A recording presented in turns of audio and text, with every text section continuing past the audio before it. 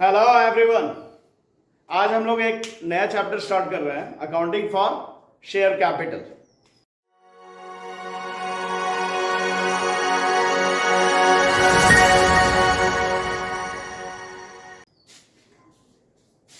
Accounting for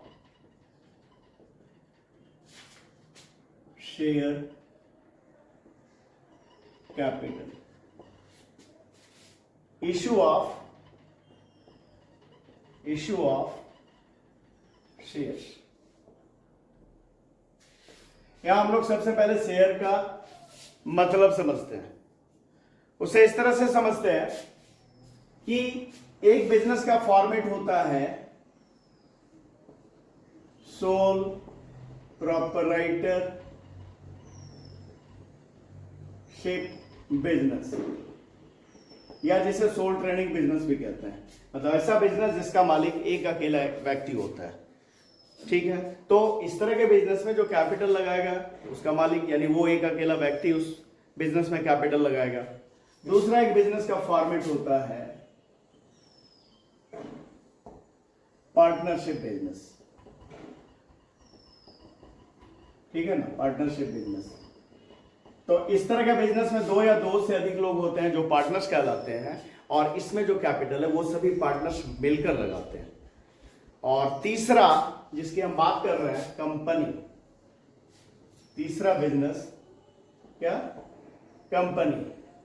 अब company का जो कैपिटल जुटाया जाता है कहां से, तो आम पब्लिक से, आम पब्लिक के बीच उनसे वो कैपिटल का पैसा लिया जाता है। तो वो कैसे लिया जाता है, तो उसे छोटे छोटे हिस्सों में लिया जाता है। कैसे, तो मान लिया कंपनी का कैपिटल है ₹10 लाख, 1 2 3 10 लाख रुपए।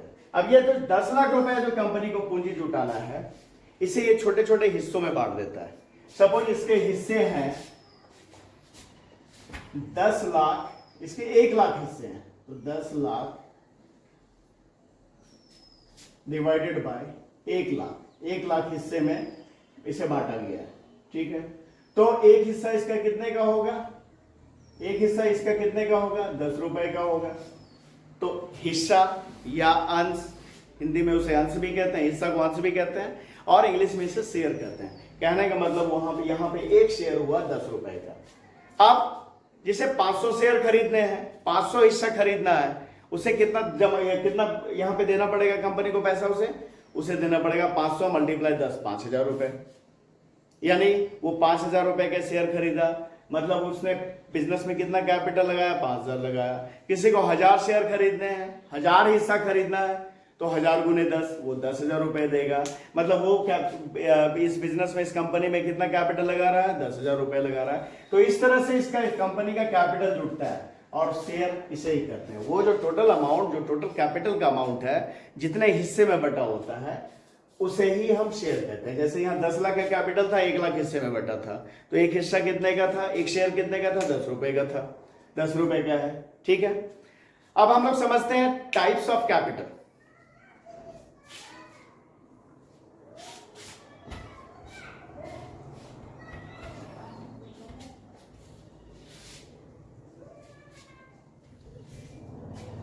तो ये जो टाइप्स ऑफ कैपिटल है, टाइप्स ऑफ कैपिटल, ठीक है, तो एक हो गया ऑथोराइज्ड कैपिटल। ठीक है, क्या हो गया, ऑथोराइज्ड कैपिटल, जिसे रजिस्टर्ड कैपिटल भी बोलते हैं। दूसरा हो गया इशूड कैपिटल, और तीसरा हो गया सब्सक्राइब्ड कैपिटल।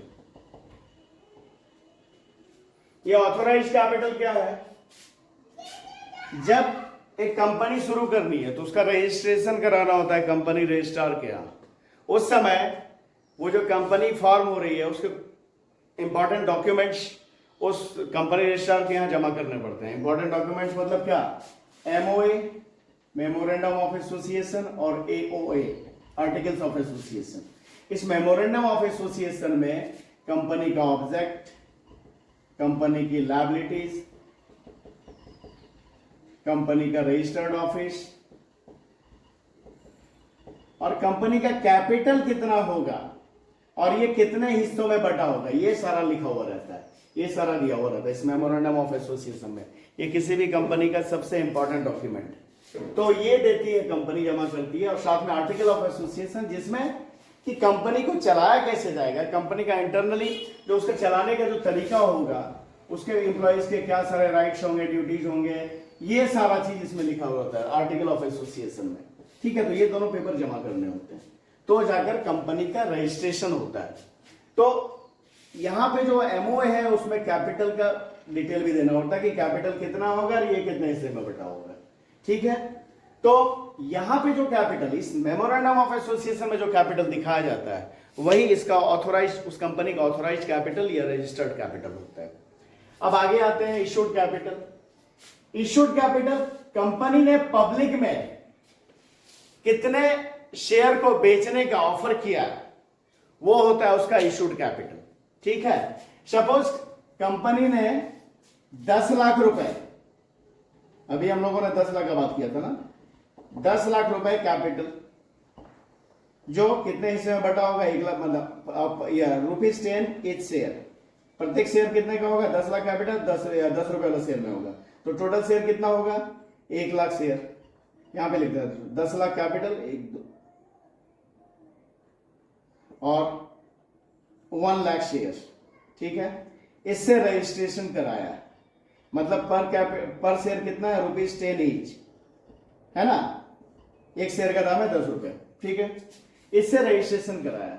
अब इसमें से जितना पब्लिक के बीच बेचने के लिए ऑफर कर रही है कंपनी, वो इशूड कैपिटल होता है। वो जो इशूड कैपिटल है हमेशा इसके बराबर या ऑथोराइज कैपिटल के बराबर या उससे कम हो सकता है, उससे ज्यादा नहीं हो सकता। अब यहां पे सपोज कंपनी ने पब्लिक में जो ऑफर किया 8 लाख रुपए के कैपिटल के लिए किया कि 8 लाख रुपए का शेयर हम बेचना चाहते हैं, है ना, इसके लिए प्रस्ताव करता है, ऑफर करता है, तो कितने शेयर के कर रहा भाई, तो फिर 80,000 शेयर हो गया, 80,000 शेयर। ठीक है, तो यहां पे इशूड कैपिटल कितना हो गया, 8 लाख। ठीक है, और अब है सब्सक्राइब कैपिटल पे आते हैं।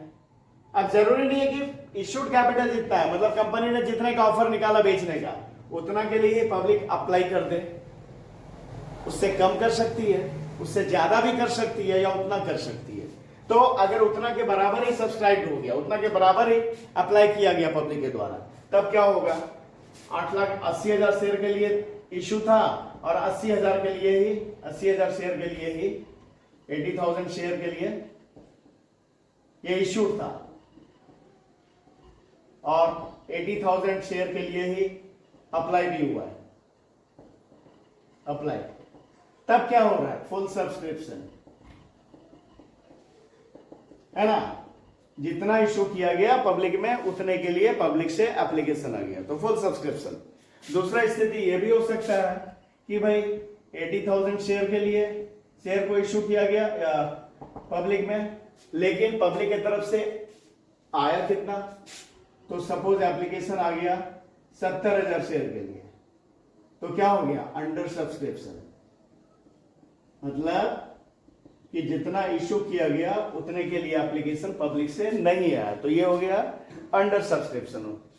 उसके बाद में तीसरा स्थिति हो सकता है कि 80,000 शेयर इशू किया गया पब्लिक में, लेकिन एप्लीकेशन जो आया वो आ गया 1 लाख शेयर के लिए, तो ये क्या होगा, ये होगा ओवर सब्सक्रिप्शन। ये समझ में आया बात, full subscription, under subscription, over subscription. Full subscription मतलब जितना इशू किया गया पब्लिक में, जितने के लिए पब्लिक में ऑफर किया गया उतने के लिए एप्लीकेशन आ गया, तो फुल सब्सक्रिप्शन। अगर उससे कम के लिए आया तो अंडर सब्सक्रिप्शन, अगर जितना इशू किया गया उससे ज्यादा के लिए एप्लीकेशन आया तो ओवर सब्सक्रिप्शन। अब बात आता है कि कंपनी जो शेयर का जो पैसा लेना है, उसे पर शेयर जो पैसा लेना है वो आमतौर पे इंस्टॉलमेंट में लेती है। सपोज ये जो 10 रुपए का शेयर है, ₹10 का शेयर है, इसे कंपनी क्या करेगी, किस्त में लेगी। जैसे पहला किस्त सपोज 2 रुपए का ले रही है, फिर क्या कर रही है, फिर दूसरा किस्त भी 3 रुपए का ले रही है, ठीक है, तो 2 3 5, और तीसरा किस्त फिर 2 का ले रही है, और अंतिम किस्त वो 3 का ले रही है। तो जो पहला किस्त है वो पब्लिक को कब जमा करना पड़ता है, आवेदन के साथ, एप्लीकेशन के साथ, तो उसे बोलते हैं एप्लीकेशन मनी।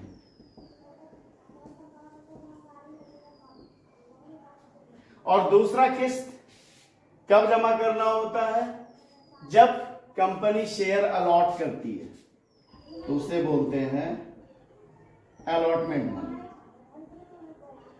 और उसके एप्लीकेशन और अलॉटमेंट के बाद जो भी होता है वो होता है कॉल मनी। तो जैसे यहां 2 कॉल है, तो ये हो गया फर्स्ट कॉल, ये हो गया सेकंड कॉल, ठीक है। पर हाँ ध्यान रखना है, जो भी लास्ट कॉल होगा, अगर यहां पे फर्स्ट कॉल में ही सारा पैसा मांग लिया गया होता, तो जैसे 2 और 3 5 रुपया, एप्लीकेशन पे 2 रुपया मांगा गया था, अलॉटमेंट पे 3 रुपया मांगा गया, तो 5 हो गया था, 5 रुपया और बच रहा था, 10 का है ना शेयर, 10 में से 2 3 5 मांग लिया गया था, 5 मांग लिया गया था, 5 बच रहा था। अगर ये 5 रुपया इसी फर्स्ट कॉल में ही मांग लिया गया होता, तो वहां पे लिखते 5 रुपया में फर्स्ट एंड फाइनल कॉल, ठीक है। लेकिन यहाँ पे सेकंड कॉल तक गया, तो सेकंड कॉल में लिखेंगे सेकंड एंड फाइनल कॉल। कहने का मतलब जो भी कॉल लास्ट हो रहा है, फाइनल हो रहा है, उसमें एंड फाइनल लिखना है, ठीक है। तो ये इस तरह से कॉल अलग अलग किस्तों में पैसा लेती है। अब कुछ एक टर्म है, उसका मतलब हम लोग समझते हैं। एक टर्म यूज होता है called up capital,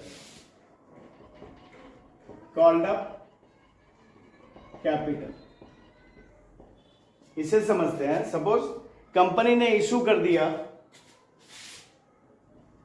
1000 share of ₹10 each, ठीक है, जिसपे क्या था, एप्लीकेशन पे था 2 रुपया, अलॉटमेंट पे था, मतलब पहले किस्त में था 2 रुपया, अलॉटमेंट दूसरे किस्त में था 3 रुपया, फर्स्ट कॉल में था 3 रुपया, और सेकंड कॉल जो फाइनल कॉल हो रहा है वहां पे था 2 3 5 3 8 2 रुपया। इस तरह से इसमें कॉल था, अलग अलग किस्त है, एप्लीकेशन के समय 2 रुपया, अलॉटमेंट के समय 3 रुपया लगी कंपनी, फर्स्ट कॉल के समय 3 रुपया, फिर सेकंड कॉल में 2 रुपया। ये 10,000 शेयर है 10 रुपया वाले, 1000 शेयर है 10 रुपया वाले, तो टोटल रुपया कितना बनता है, 10,000 रुपया। अब क्या कर रही है कंपनी ने, इस पे अभी मात्र यहां तक ही पैसा मांगा है, ठीक है, एप्लीकेशन वाला और अलॉटमेंट वाला, फर्स्ट कॉल और सेकंड कॉल वाला पैसा उसने कंपनी ने नहीं मांगा है। तो यहां पे कॉल्ड अप कैपिटल कितना होगा, यहां पे कॉल्ड अप कैपिटल होगा 1000 गुना 5,000 रुपए, ठीक है। अगर ये यहां तक नहीं मांगते, अगर इसने यहां तक मांग लिया पैसा फर्स्ट कॉल तक, तब कॉल्ड अप कैपिटल कितना होगा, तब 1000 गुना 2 3 5 3 8,000 रुपए। और अगर सारे कॉल मांग लिए, मतलब application, allotment, first call, second call सारा मांग लिया, तो तब कॉल्ड अप कैपिटल कितना होगा, कॉल्ड अप कैपिटल कितना होगा, तब होगा 1000 मल्टीप्लाई 2 3 5 3 8, मतलब सारा का सारा 10 रुपया मांग लिया, तो कॉल्ड अप कैपिटल हो गया 10,000, ठीक है। तो ये कॉल्ड अप कैपिटल हो गया। अब पेड अप कैपिटल, इससे समझते हैं।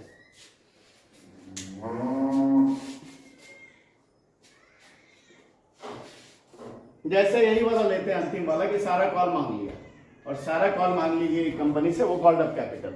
अब इसमें से क्या है, 100 शेयर का पैसा नहीं आया, शॉर्ट लेस, 100 शेयर वाले ने पैसा नहीं दिया, तो कितना नहीं देगा, 1000 नहीं देगा, तो इसका पेड अप कैपिटल कितना होगा, होगा 9,000, ये होगा paid up capital. Called up capital ये है,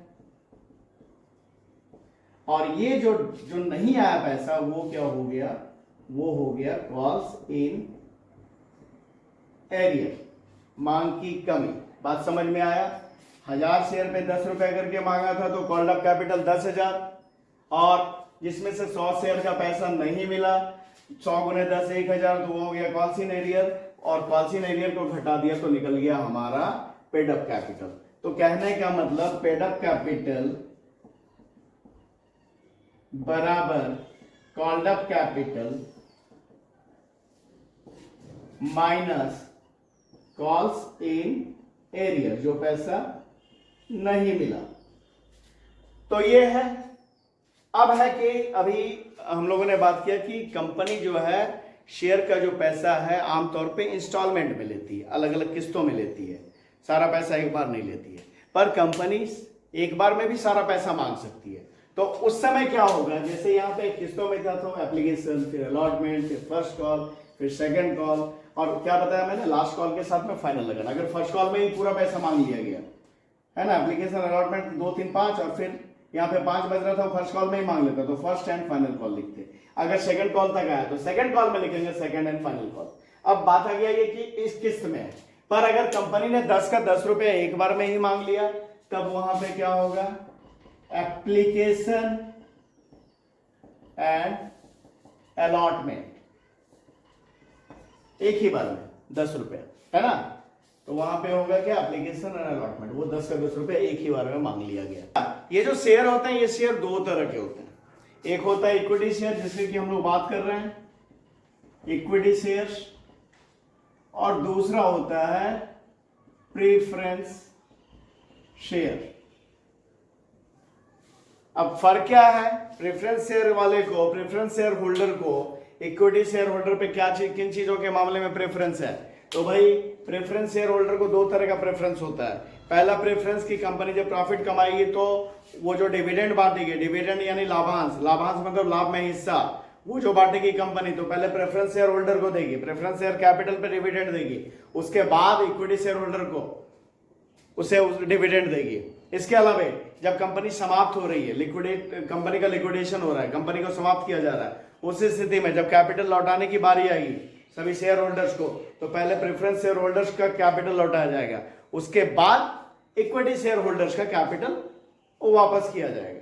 ठीक है, तो यहां पे हम लोगों ने समझा कि शेयर क्या होता है और उसके अलग अलग जो टर्म सारे यूज होते हैं, called up capital, subscribed capital, issued capital, इन सब का मतलब को समझा। अब अगला जो वीडियो होगा, अगला जो वीडियो हम लोग करेंगे, उसमें ये जो शेयर इशू करती है कंपनी, उसके रिगार्डिंग क्या सारे जर्नल एंट्रीज करती है वो करना सीखेंगे, उसके बारे में समझेंगे। ठीक है, तो इस वीडियो में इतना ही। अगर वीडियो पसंद आ रहा है तो लाइक करें, चैनल को सब्सक्राइब करें। Thank you.